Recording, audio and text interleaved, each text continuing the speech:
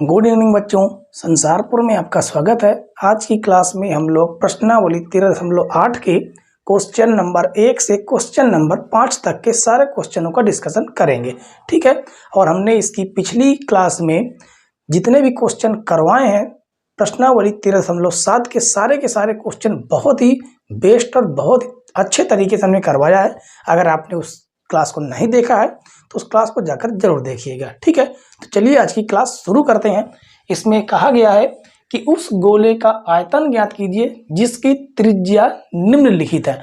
कहने का मतलब यहाँ पर दो त्रिज्याएं दी गई हैं, एक 7 सेंटीमीटर, एक 0.63 मीटर में है।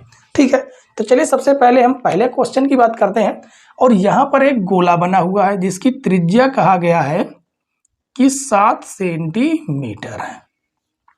ठीक है, तो हमें आर की वैल्यू तो पता ही है कि 7 सेंटीमीटर दिया गया है और गोले का आयतन ज्ञात करना है। तो लिखेंगे गोले का आयतन, और गोले के आयतन का जो फार्मूला होता है वो आपको पता है कि होता है 4/3 पाई आर क्यूब। ये होता है सिंपल सा। ठीक है, तो हमें करना क्या है कि बस इसमें वैल्यू को पुट कर देना है, यानी 4/3 पाई की वैल्यू हो जाएगी 22/7 गुणे आर की वैल्यू यहाँ से हो जाएगी 7 गुणे 7 गुणे 7। 7 से 7 को हम लोग काट देंगे और यहाँ से आएगा कितना 88 गुणे 7 सता 49 बटे में हो जाएगा 3। ठीक है, इसका दोनों को आपस में गुणा करेंगे तो आएगा 43/3।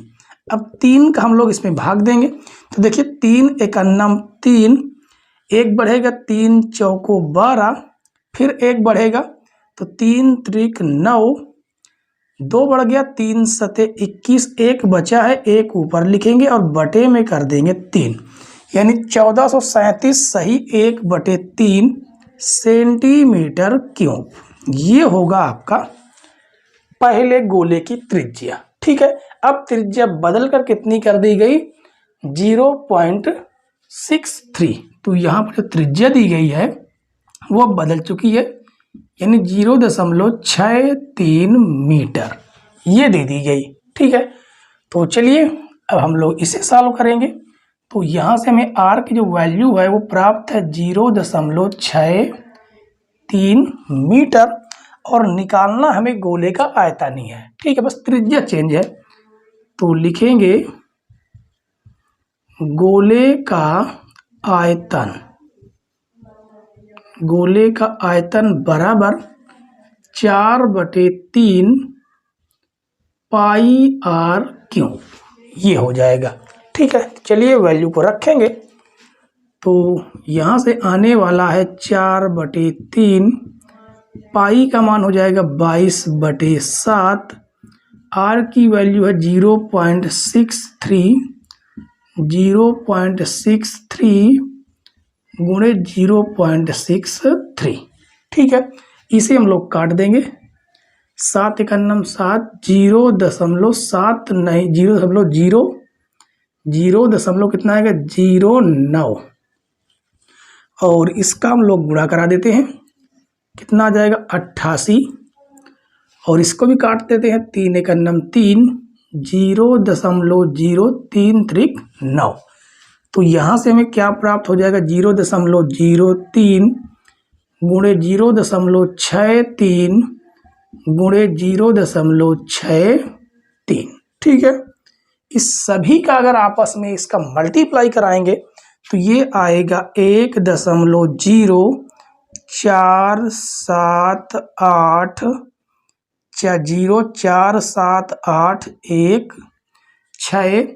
Metre cube. अगर इसे लगभग में लिखना चाहें तो इसको लिख सकते हैं 1.04 की जगह पर क्या लिख देते हैं 5 मीटर क्यूब। ठीक है, यहाँ पर लिख सकते हैं लगभग। ये होगा आपका दूसरा आंसर और ये हो जाएगा आपका पहला आंसर। ठीक है, बेहतरीन क्वेश्चन था, बिल्कुल आसान क्वेश्चन था, केवल इसमें आपको गुणा और भाग कराने की आवश्यकता थी। ठीक है, चलिए अगला क्वेश्चन देखेंगे, क्वेश्चन नंबर 2। क्वेश्चन नंबर 2 देखिए, इसमें कहा गया है कि उस ठोस गोलाकार गेंद द्वारा हटाए गए यानी विस्थापित, ठीक है, पानी का आयतन ज्ञात कीजिए जिसका व्यास निम्नलिखित है। अब यहां पर भी देखिए 2 व्यास दिए गए हैं। ठीक है, ये पहला है और ये दूसरा है। तो कहा गया है कि जो गेंद है उस गेंद को किसी पानी में डुबो दिया जाता है तो गेंद द्वारा जो पानी हटाया गया है उसका आयतन ज्ञात कीजिए। कहने का मतलब जितना गेंद का आयतन होगा गोलाकार उतना ही पानी का आयतन भी हटेगा। ठीक है, तो चलिए सबसे पहले हम पहला क्वेश्चन को सॉल्व करेंगे। तो देखिए यहाँ पर जो दिया गया है वो तो व्यास है यानी डी है 28 सेंटीमीटर, लेकिन हमें चाहिए त्रिज्या। तो त्रिज्या व्यास की आधी होती है यानी कि आएगा 14 सेंटीमीटर। ठीक है, इसकी जो त्रिज्या आ गई, ये गोलाकार जो गेंद है वो आ गई 14 सेंटीमीटर। ठीक है, तो लिखेंगे गेंद द्वारा हटाए गए पानी का आयतन। तो यहां पर लिख देते हैं गेंद द्वारा हटाए गए, गेंद द्वारा हटाए गए पानी का आयतन सिंपल सा फार्मूला वही लगेगा जो गोले का आयतन है यानी कि 4/3 पाई आर क्यूब।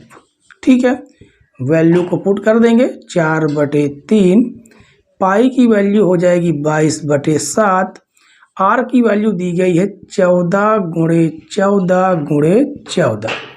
तो 7 × 7, 7 दूनी 14, और इसका आपस में अगर गुणा कराएंगे पूरे का, ठीक है, तो ये हो जाएगा कितना 88 हो जाएगा, और 14 दूनी 28 और 22 आ जाएगा 3। ठीक है, और इसको अगर आप लोग सॉल्व करेंगे, इस पूरे को गुणा करेंगे तो ये आ जाएगा 344 96/3। अगर इसका आप लोग इसमें भाग देंगे तो ये आ जाएगा 11,498 सही 2/3 सेंटीमीटर क्यूब। ये होगा आपका आंसर। ठीक है, ये तो हो गया पहला आंसर। अब दूसरे आंसर को हम लोग सॉल्व करेंगे। ठीक है, तो चलिए दूसरे में कहा गया है, इसका जो व्यास दिया गया है जो डी है, जो व्यास है इसका वो है 0.21 मीटर। अगर हमें त्रिज्या चाहिए तो 0.21/2 करना होगा। ठीक है, तो चलिए ये हो जाएगा मीटर में।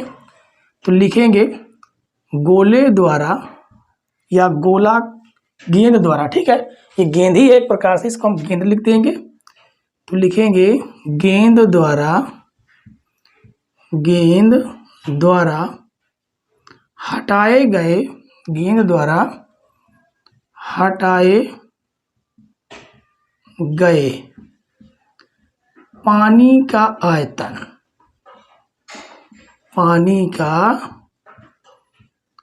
आयतन, इसका फार्मूला भी वही होगा 4/3 पाई आर क्यूब। ठीक है, बस वैल्यू को रख देते हैं। तो देखिए इसमें बस थोड़ा सा आपको गुणा भाग ज़्यादा करना होगा। ठीक है, तो 4/3 पाई की वैल्यू हो जाएगी 22/7, आर की वैल्यू कितनी है देखिए यहाँ पर, इसको अगर और आगे सॉल्व करना चाहें तो और आगे भी हम लोग सॉल्व कर सकते हैं। ठीक है, तो चलिए इसको थोड़ा सा और काट लें। तो ये हो जाएगा 2 से कटेगा, यहाँ पर इसको काटेंगे तो 0. ये हो जाएगा 2 × 2 0, दशमलव लगाएंगे तो ये हो जाएगा 10 और 2 पंचे 10 मीटर। ठीक है, तो इसको यहाँ पर हम लिख सकते हैं कि 0.105 का होल क्यूब।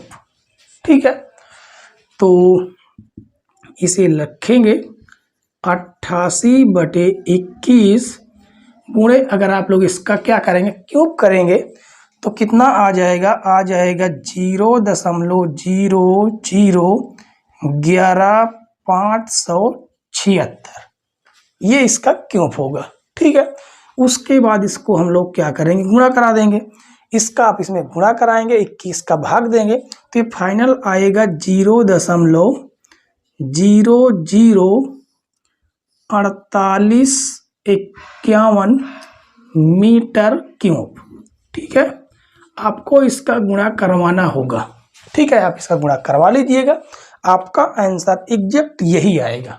ठीक है, तो आशा करते हैं कि क्वेश्चन नंबर 2 आपको समझ में आ गया होगा। ठीक है, चलिए शुरू करेंगे अगला question, question number 3। Question number 3 देखिए बच्चों, इसमें कहा गया है कि धातु की एक गेंद का व्यास 4.2 सेंटीमीटर है। यदि इस धातु का घनत्व 8.9 ग्राम प्रति घन सेंटीमीटर है तो इस गेंद का द्रव्यमान ज्ञात कीजिए। द्रव्यमान मतलब वजन, भार ज्ञात कीजिए। ठीक है, तो देखिए यहाँ पर जो व्यास दिया गया है यानी डी, वो दिया गया 4.2 सेंटीमीटर। हमें चाहिए त्रिज्या यानी आर, तो आर हो जाता है व्यास का आधा, तो आएगा 2.1 सेंटीमीटर। ठीक है, जो ये गोलाकार जो गेंद है, ठीक है, इसका जो व्यास आया है वो 2.1 सेंटीमीटर आया है। ठीक है, तो सबसे पहले में करना क्या है कि इस गेंद का आयतन ज्ञात करेंगे। आयतन ज्ञात करने के बाद जो हमें धातु का घनत्व दिया गया उसका गुणा कर देंगे, वो अपने आप द्रव्यमान में कन्वर्ट हो जाएगा। ठीक है, तो लिखेंगे गेंद का आयतन। तो गेंद का आयतन का जो फार्मूला होता है वो 4/3 पाई आर क्यूब, ये हो जाएगा। ठीक है, बस केवल हमें करना क्या, इसमें वैल्यू को रखना है। ठीक है, तो चलिए वैल्यू को रख देते हैं। तो ये हो जाएगा 4/3, पाई का मान हो जाएगा 22/7 और आर की वैल्यू है 2.1 का क्यूब। ठीक है, इसको आगे अगर हम लोग पूरी तरह से सॉल्व करेंगे तो इसका आप लोग आराम से गुणा करवा लीजिएगा। ठीक है, आपस में इसका क्यूब निकालेंगे, गुणा करेंगे, 7 का भाग देंगे। तो भाग देने पर चलिए इसको हम चाहे तो थोड़ा सा और आगे सॉल्व कर देते हैं। ठीक है, तो 88/3 × 7, इसको हम क्या लिखेंगे, इसे लिख देंगे 2.1 गुणे, लिखेंगे 2.1 × 2.1। ठीक है, तो ये 7 इसको काटेगा, 7 × 1 7, 0.7321, 3 को काटेंगे तो 0.1 आएगा। तो यहाँ से आ गया 88 गुणे, इसका अगर आप लोग गुणा करेंगे 21 × 21 यानी 441, 1, 2 और ये 3 अंक पहले हम लोग लगा देना है। ठीक है, तीनों का आपस में गुणा करा देंगे और इसका आप लोग पूरी तरह से अगर गुणा करेंगे तो ये कितना आ जाएगा, ये आएगा 38, कितना आ जाएगा 38.808 सेंटीमीटर क्यूब। ये तो आया है क्या, ये आया है आयतन, द्रव्यमान नहीं है। ठीक है, तो लिखेंगे गेंद का द्रव्यमान, गेंद का द्रव्यमान बराबर 38.808 गुणे, हमें क्या दिया गया घनत्व 8.9। ठीक है, तो ये 9 है, इसका आपस में अगर हम लोग गुणा करेंगे तो ये हो जाएगा 345.393, ये 9 है। ठीक है, जी जैसा बन जाता है, ये 9 है, 9 ग्राम। ये होगा आपका आंसर। ठीक है, तो बढ़िया क्वेश्चन था। केवल इसमें आपको केवल गुणा और भाग करवाने की जरूरत है। ठीक है, आपके गुणा और भाग ये पूरी तरह से बहुत ही कॉन्फिडेंस के साथ बिल्कुल मजबूत होना चाहिए। ठीक है, तो चलिए अगला क्वेश्चन हम लोग देखेंगे, क्वेश्चन नंबर 4। क्वेश्चन नंबर 4 देखिए बच्चों, बहुत ही बेहतरीन क्वेश्चन है ये। इसमें कहा गया चंद्रमा का व्यास पृथ्वी के व्यास का लगभग 1/4 है। चंद्रमा का जो आयतन है पृथ्वी के आयतन की कौन सी भिन्न है। ठीक है, देखिए कहने का मतलब है जो चंद्रमा का जितना भी व्यास है वो पृथ्वी के व्यास का 1/4 है। इसका मतलब अगर हमें पृथ्वी का व्यास पता चल जाए तो चंद्रमा का व्यास पृथ्वी के व्यास का 1/4 हो जाएगा। तो देखिए यहाँ पर हमने ये पृथ्वी बनाई है, ये मान लेते हैं कि ये पृथ्वी है और ये क्या है, चंद्रमा है। ठीक है, तो यहाँ पर हम चंद्रमा का जो व्यास मानेंगे, ये चंद्रमा वो पृथ्वी का व्यास, सॉरी पृथ्वी का व्यास हम मान लेते हैं d। ठीक है, पृथ्वी का व्यास हमने क्या मान लिया, d। यहाँ पर लिख सकते हैं माना पृथ्वी का व्यास, माना पृथ्वी का व्यास d है। ठीक है, तो चंद्रमा का व्यास क्या हो जाएगा, तो चंद्रमा का व्यास होगा पृथ्वी के व्यास का 1/4 यानी d/4। ठीक है, d/4 होगा। तो यहां पर हम लिखेंगे जो चंद्रमा का जो व्यास होगा वो पृथ्वी के व्यास का 1/4 होगा। ठीक है, और हमें तो चाहिए क्या, त्रिज्याएं। ठीक है, तो त्रिज्याएं चाहिए, उसके लिए हमें यहाँ पर देखिए पृथ्वी का व्यास बड़ा है तो इसका मतलब पृथ्वी की त्रिज्या भी बड़ी होगी, तो उसे हम लोग प्रदर्शित करेंगे कैपिटल R से। तो R आ जाएगा d/2 और चंद्रमा का व्यास छोटा है तो त्रिज्या भी छोटी होगी, तो स्मॉल से इसे हम प्रदर्शित करेंगे स्मॉल r से, तो हो जाएगा d/4/2। अब ये 2 कहाँ से आया, क्योंकि व्यास का हम लोग आधा करेंगे, तो ये हो जाएगा d/8। ठीक है, अब करेंगे क्या कि चंद्रमा का आयतन, चंद्रमा का आयतन बटे कर देंगे पृथ्वी का आयतन, पृथ्वी का आयतन। ठीक है, ये करेंगे और फार्मूला इसका लगा देंगे 4/3।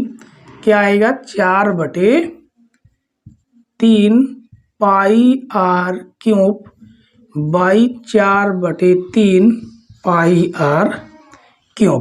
तो पाई से पाई कट जाएगा, 4/3 से 4/3 कट जाएगा, और स्मॉल r की वैल्यू देखिए कितनी है, 8/d/8 का क्यूब बाई d/2, तो हो जाएगा d/2 का क्यूब। ठीक है, आगे इसे हम सॉल्व करेंगे तो देखिए इसे हम क्या लिख सकते हैं, d/8 बाई d/2 पूरे का हम लोग कर सकते हैं क्यूब, क्योंकि दोनों में क्यूब लगा है। ठीक है, तो देखिए d से d कट जाएगा और 2 × 2 2 चौको 8, यानी यहां से हमें क्या मिलेगा, 1/4 का क्यूब, जो सॉल्व करने पर आएगा 1/64।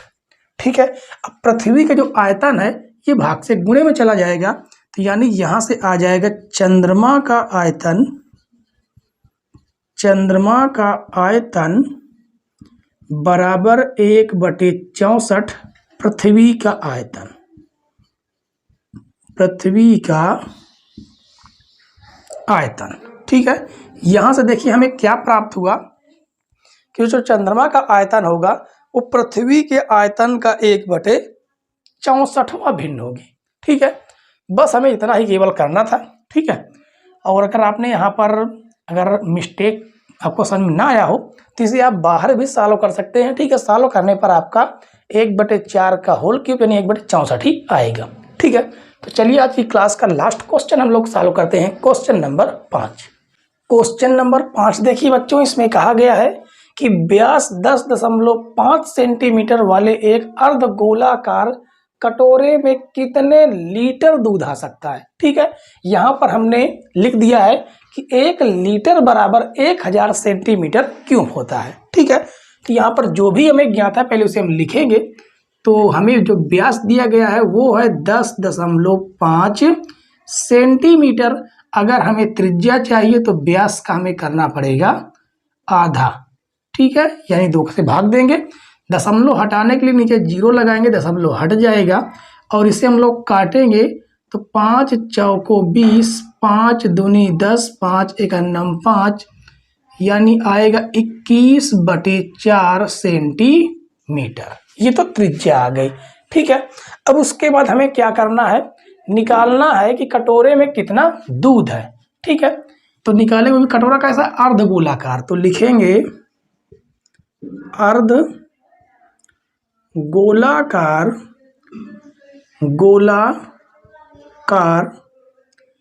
कटोरे का आयतन, कटोरे का आयतन।